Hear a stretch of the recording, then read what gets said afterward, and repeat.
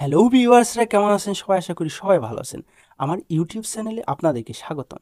তো বন্ধুরা, মুরগির অনেক সময় আমাশয়জনিত রোগ হয়ে থাকে। রক্ত আমাশয়, পাতলা পায়খানা করে, পানির লাগাল পায়খানা করে, এরকম কারণেও কিন্তু মুরগি একটা জায়গায় গিয়ে ঝিম পারে, অর্থাৎ ঝিমায়। তাহলে এই মুরগির জন্য আপনি কী চিকিৎসা দেবেন? এই মুরগির জন্য আপনারা বাজারে পেয়ে যাবেন একটা ওষুধ, সেটা সেরা ওষুধ। সেটা হলো পাউডার আকারে পাবেন আপনারা মাত্র 15 থেকে 20 টাকা। এই ওষুধটির নাম হলো ESB30। ESB30। হ্যাঁ বন্ধুরা, এই পাউডারটা আপনারা বাড়িতে সবসময় মজুত রাখতে পারেন।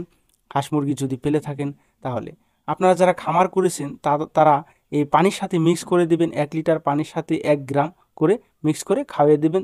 রোগ প্রতিরোধ ক্ষমতা বৃদ্ধি পাবে। আর যদি এরকম আমাশয়জনিত রোগ হয়ে থাকে, তাহলে আপনার রোগ সেরে যাবে।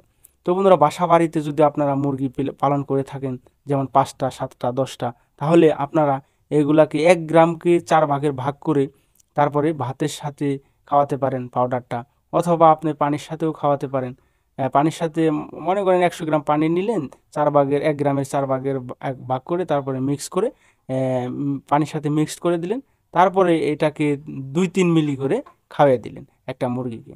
দেখবেন ইনশাল্লাহ ভালো হয়ে যাবে। তো বন্ধুরা, এই গোলা পানি কিন্তু একদিনই ব্যবহার করবেন, দ্বিতীয় দিন বা তৃতীয় দিন ব্যবহার করবেন না। ধন্যবাদ সবাইকে।